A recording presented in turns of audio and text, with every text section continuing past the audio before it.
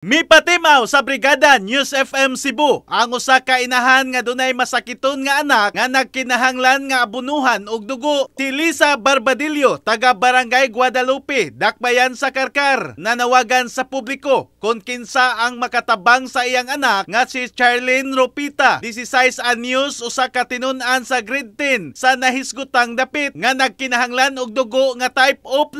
Idangog mo diri sa brigada nga unta matabangan akong anak nga maabunuhan og dugo.